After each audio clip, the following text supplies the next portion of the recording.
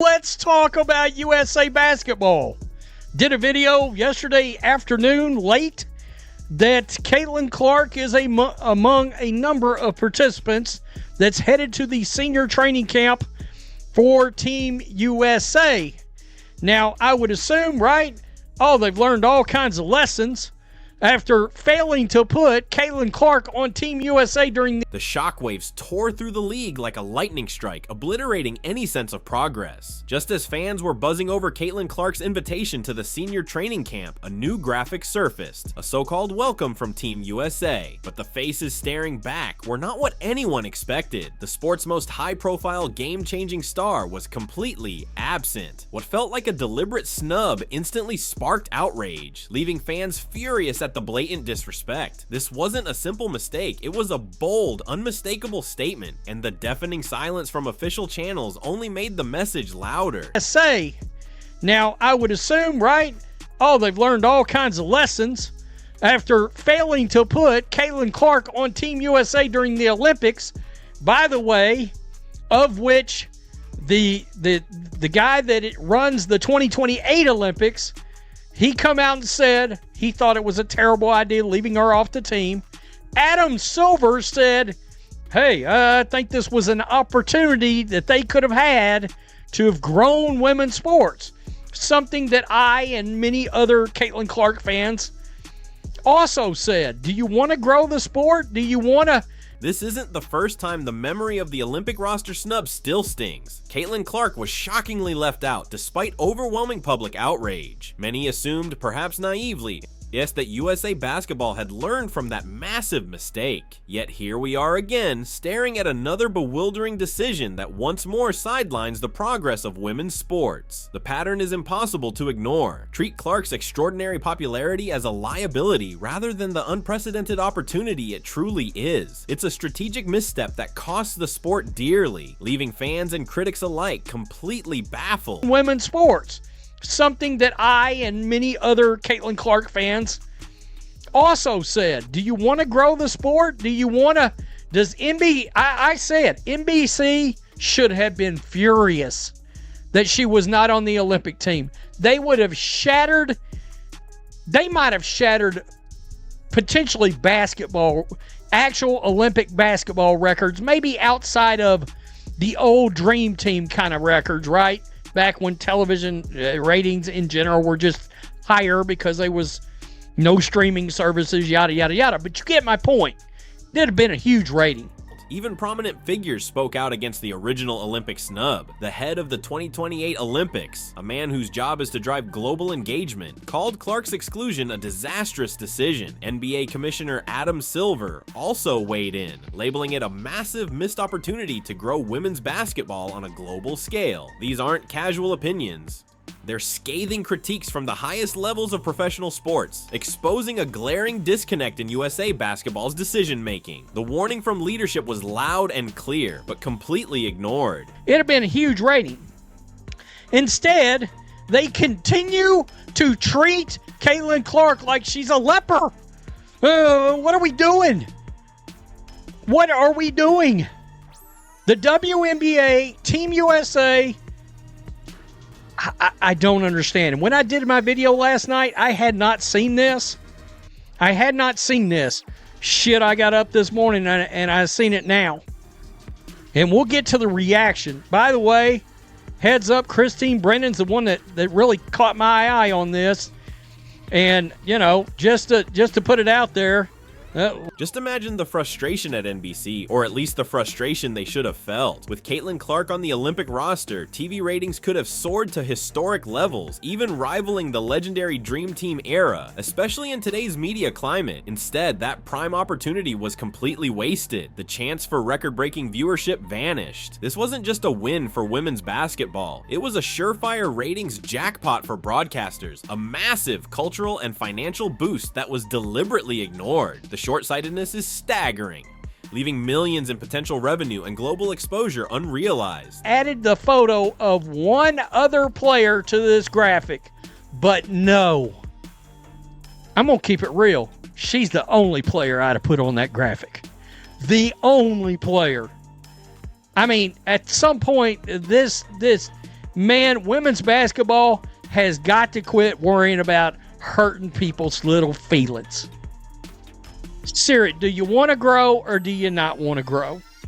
I mean, you put Kaylee Copper, okay, Kelsey Plum, and I'm guessing this is probably Chelsea Gray. The latest flashpoint and fan outrage came from acclaimed sports journalist Christine Brennan. She pointed out the obvious. If USA Basketball truly wanted to grow the sport and attract new audiences, Caitlin Clark would have been front and center in their promotional materials. Her critique, straightforward but devastating, exploded online, racking up over 250,000 views and putting USA Basketball on the defensive. It was a stark reminder that the public sees right through the organization's hollow gestures, exposing the huge gap between their stated goals and their actual decisions. Than Caitlin Clark.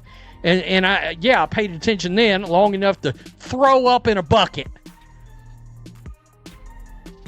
I mean, this is nuts.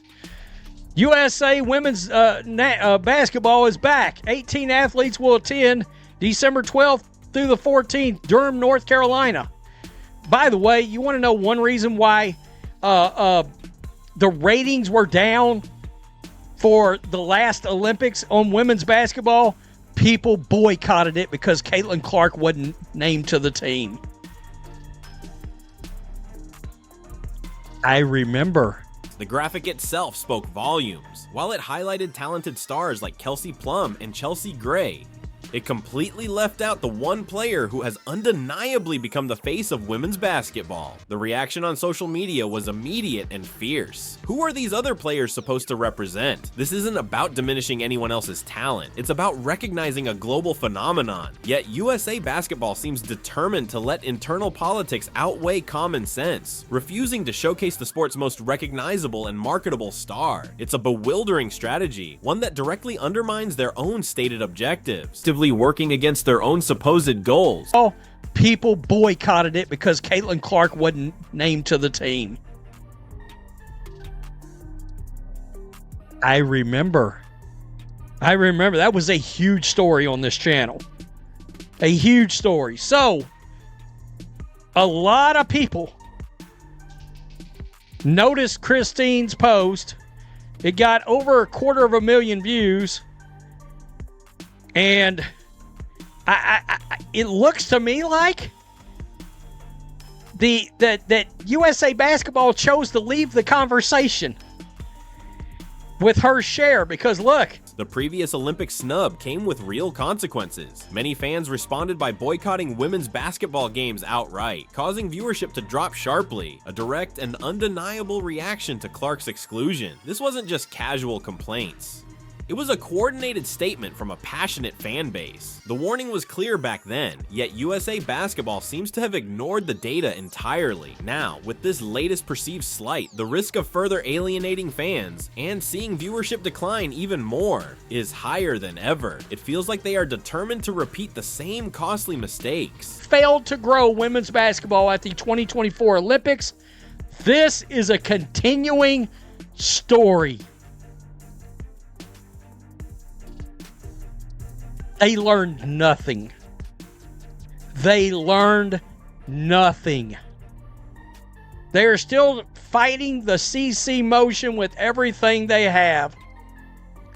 Did I watch the last Olympics without CC? Nope. Will I watch this team with CC? Yes. I'm not the only one. You're not the only one. You're not the only one.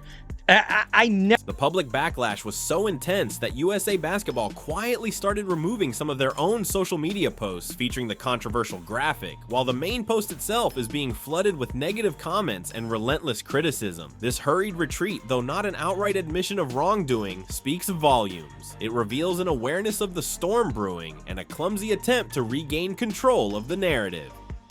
But in today's era of instant information and viral outrage, such efforts only backfire, magnifying the perceived slight and digging the organization an even deeper hole. For decades, the mission of national governing bodies like USA Basketball has been clear: win medals and grow the sport. Yet by continuously sidelining its brightest star, they are failing at the latter. Sure, medals are being won, but at the cost of expanding the audience and securing the sport's long-term future. This isn't just a missed opportunity, it's a deliberate undermining of potential, prioritizing internal politics over broad appeal. The long-term impact on the sport's growth is becoming impossible to ignore. This isn't an isolated incident, it's an ongoing saga of resistance. USA Basketball appears determined to push back against Caitlin Clark's meteoric rise, working against both public opinion and the undeniable influence she has had on the game. There's a stubborn refusal to embrace the player who has transformed the landscape of women's basketball, treating a global superstar as a threat rather than an asset. It's a baffling stance, and the damage to the sport's reputation is significant. The motivations behind this resistance remain unclear, but the consequences are visible even in roster decisions. Veteran players are often prioritized, sometimes at the expense of dynamic, audience-driving newcomers. Past examples, like the choice to include Diana Taurasi on previous Olympic teams despite limited playing time, highlight a preference for established names over current impact. While honoring veterans is important,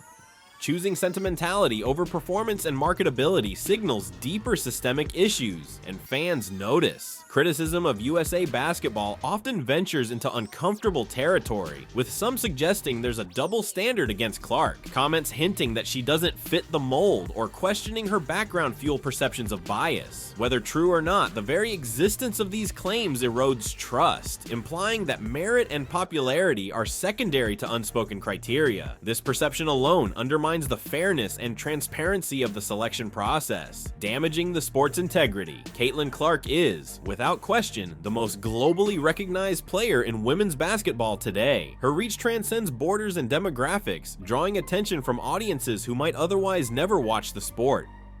Ignoring her international appeal, especially in major competitions like the Olympics, is a self-inflicted blow of epic proportions. Her presence isn't just beneficial, it's transformative, capable of attracting new fans and elevating the sport on a worldwide scale. There's a strong perception that resentment lingers within the WNBA and USA Basketball toward Clark. Some insiders appear unable to accept that she is the league's primary star, the main reason fans tune in. This internal jealousy, if true, paints a picture of spiteful decisions that actively harm the league's success. Such friction is corrosive, eating away at the sport's potential from within. Many observers argue that these internal politics prioritize less marketable, less relatable players over Clark, further fueling frustration among fans and tarnishing the league's broader growth prospects. This perspective hints at a deeper agenda, one where criteria beyond pure talent or audience appeal appear to be driving decisions. While such claims must be handled cautiously, the recurring pattern of sidelining Caitlin Clark despite her undeniable influence leads many to suspect ulterior motives, stoking mistrust across the sport. The new coach, while outwardly professional and agreeable, is widely perceived as harboring jealousy toward Clark's record-breaking performance and market impact. This perceived envy creates a risky dynamic, raising questions about whether personal feelings are influencing crucial team choices. If resentment toward the team's brightest star exists at the top, it's a recipe for friction, undermining cohesion and peak performance and cultivating an atmosphere ripe for conflict. The data on Clark's economic influence is staggering. Fever Games, for instance, saw a jaw-dropping 5,152% drop in viewership following her Olympic roster snub. This wasn't speculation. These are hard numbers showing a direct link between her presence and audience engagement. Ignoring such facts isn't just short-sighted, it's a direct blow to the financial stability and growth of women's basketball. Excluding the world's most popular female athlete from official promotional materials isn't a minor marketing decision, it's a catastrophic misstep. It reveals a fundamental misunderstanding of star power and what drives fan engagement. In an era where visibility is everything, hiding your top player from the spotlight is self-sabotage.